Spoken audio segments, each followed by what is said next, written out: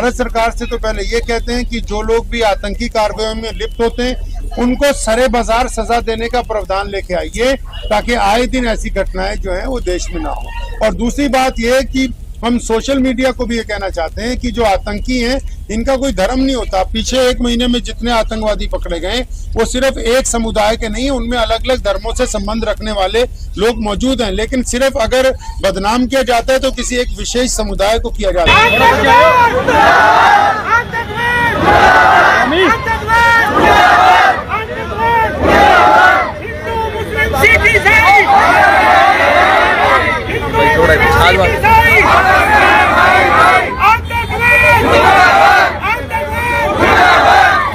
बिस्मिल्लाहिर्रहमानिर्रहीम। शुरू अल्लाह के नाम से जो बड़ा मेहरबान और निहायती रहम करने वाला है। आज लुधियाना की जो ऐतिहासिक जामा मस्जिद है, इसके बाहर हमने आतंकवाद का जो पुतला मजलिस अहरार इस्लाम हिंद की तरफ से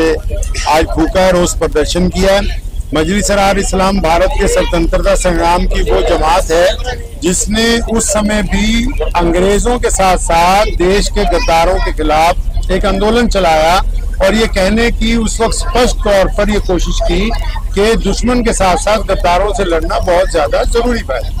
तो ये जो दहशतगर्दाना कार्रवाइयां होती है पूरे देश के अंदर, इसमें कहीं ना कहीं भारत के जो बाहर की ताकतें उनके साथ साथ देश के गद्दार भी मौजूद हैं। तो हम ये कहना चाहते हैं कि जो भी लोग गद्दारी करते हैं मुल्क के साथ, उनका रंग और समुदाय या जात और धर्म कोई भी हो सकता है, गद्दार को सिर्फ हम गद्दार ही समझते हैं, इसलिए उनके लिए जीरो टॉलरेंस के ऊपर कड़ी सजा जो है वो होनी चाहिए। और दूसरी बात यह है कि जब भी कोई आतंकी घटना होती है तो बहुत से जो सोशल मीडिया के हैंडल हैं वो ये समझाना चाहते हैं कि शायद इसका इस्लाम से कोई संबंध है। हजरत मोहम्मद साहब सल्लल्लाहु अलैहि वसल्लम ने स्पष्ट रूप से अपनी हदीसों में, अल्लाह ने कुरान में ये बात स्पष्ट तौर पर कही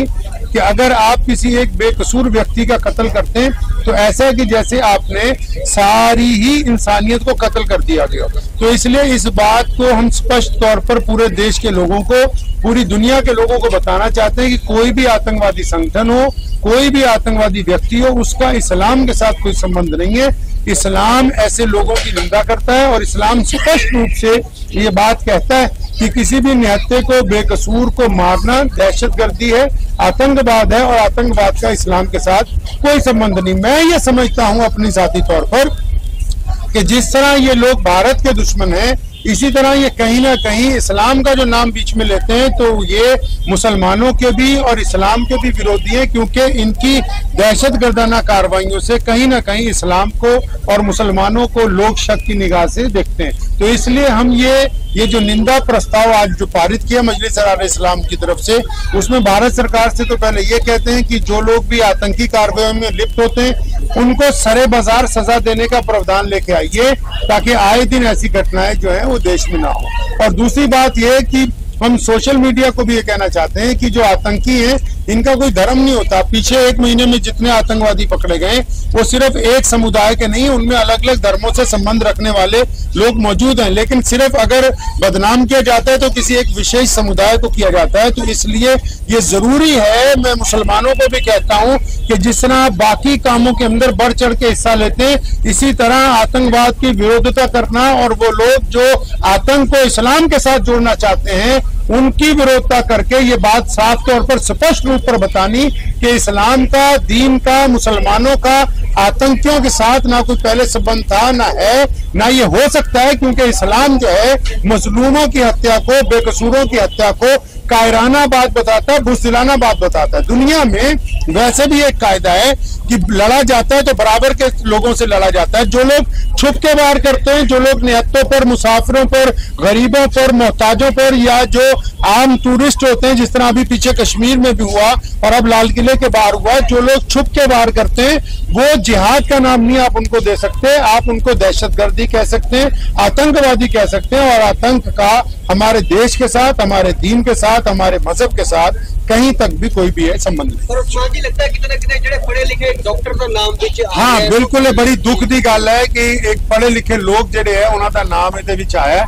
और मैं समझदा कि ये बड़ी सोचण ਦੀ ਵੀ ਗੱਲ है, विचारन ਦੀ ਵੀ ਗੱਲ है, और ਇਹਦੇ ਉੱਤੇ आने वाले समय च कौम ਨੂੰ भी और सारे धर्मां ਦੇ लोगों ਨੂੰ बैठ के इस ते विचार करना चाहिए कि ਤੁਸੀਂ देखो ਜਿਹੜੇ भी लोग ਹੁਣ तक फड़े गए ने ਉਹਦੇ 'ਚ ਸਿਰਫ ਮੁਸਲਮਾਨ ਹੀ ਨਹੀਂ, ਅਲੱਗ-ਅਲੱਗ ਧਰਮਾਂ ਦੇ ਲੋਕ ਮੌਜੂਦ ਨੇ, ਖਾਸ ਕਰ ਹੁਣ ਕੱਲ ਆਪਣੇ ਵੀ ਜਿਹੜੇ। ਤੇ ਇਹਦਾ ਮਤਲਬ ਇਹ ਹੈ ਕਿ ਜਿਹੜੀ ਭਾਰਤ ਦੇ ਮੁਖਾਲਿਫ ਤਾਕਤਾਂ ਨੇ, ਜਿਹੜੀਆਂ ਸਾਡੇ ਦੇਸ਼ ਦੇ ਖਿਲਾਫ ਮੁਖਾਲਫਤ ਕਰ ਰਹੀਆਂ ਦੂਜੇ ਮੁਲਕਾਂ 'ਚ ਬੈਠੀਆਂ, ਚਾਹੇ ਉਹ ਸਾਡੇ ਪੜੋਸੀ ਮੁਲਕ ਨੇ ਜਾਂ ਉਹ ਦੇਸ਼ ਪੂਰੀ ਦੁਨੀਆ ਦੇ ਜਿਹੜੇ ਭਾਰਤ ਨੂੰ ਵਿਕਸਿਤ ਹੁੰਦਾ ਨਹੀਂ ਦੇਖਣਾ ਚਾਹੁੰਦੇ, ਜਿਹੜੇ ਭਾਰਤ ਨੂੰ ਵਿਸ਼ਵ ਸ਼ਕਤੀ ਬਣਨਾ ਨਹੀਂ ਦੇਖਣਾ ਚਾਹੁੰਦੇ, ਕਿਉਂਕਿ ਸਾਡਾ ਤਾਂ ਸਾਰਿਆਂ ਦਾ ਇੱਕੋ ਹੀ ਹੋ ਜਾਂਦਾ ਦਿਮਾਗ ਦੇ ਵਿੱਚ ਸੈਟਅਪ ਕਿ ਅੱਛਾ ਜੀ ਉਹ ਫਲਾਣਾ ਇੱਕ ਵਿਸ਼ੇਸ਼ ਧਰਮ ਦਾ ਹੋਏਗਾ। ਲੇਕਿਨ ਨਹੀਂ, ਇਹਦੇ ਪਿੱਛੇ ਅਲੱਗ-ਅਲੱਗ ਤਰ੍ਹਾਂ ਦੇ ਲੋਕ ਵੀ ਹੁੰਦੇ, ਕੁਝ ਐਸੀ ਤਾਕਤਾਂ ਵੀ ਹੁੰਦੀਆਂ ਜਿਹੜੀਆਂ ਚਾਹੁੰਦੀਆਂ ਕਿ ਅਸੀਂ ਇੰਡਸਟਰੀ 'ਚ ਅੱਗੇ ਨਾ ਜਾਈਏ, ਅਸੀਂ ਵਿਕਸਿਤ ਨਾ ਹੋਈਏ, ਅਸੀਂ ਬੜੀ ਤਾਕਤ ਨਾ ਬਣੀਏ। ਤੇ ਉਹ ਅਲੱਗ-ਅਲੱਗ ਲੋਕਾਂ ਨੂੰ, ਜਿਹੜੇ ਜ਼ਮੀਰ ਫਰੋਸ਼ ਲੋਕ ਨੇ ਭਾਰਤ ਦੇ ਵਿੱਚ, ਉਹਨਾਂ ਨੂੰ ਕਹਿਣਾ ਚਾਹੁੰਦੇ ਕਿ ਜਿਸ ਬਰਤਨ 'ਚ ਖਾਈਦਾ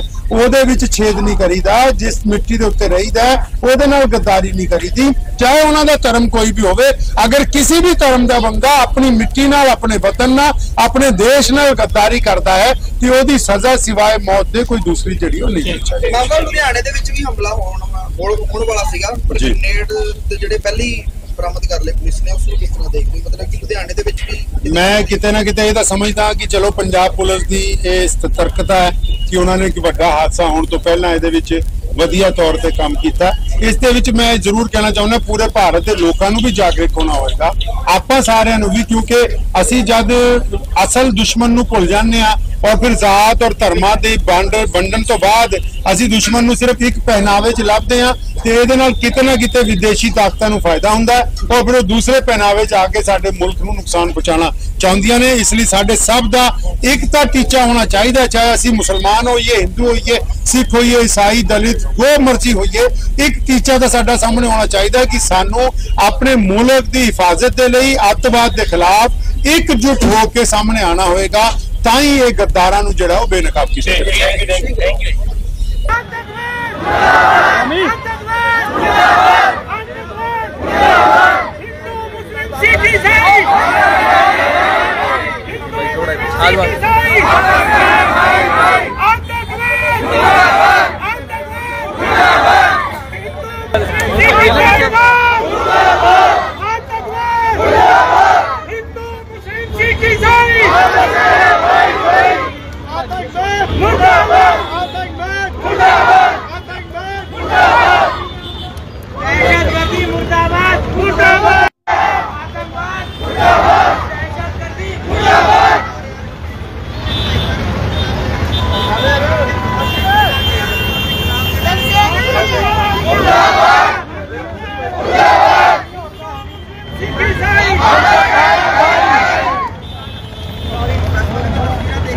मुझे उम्मीद है कि आपको ये वीडियो पसंद आई होगी।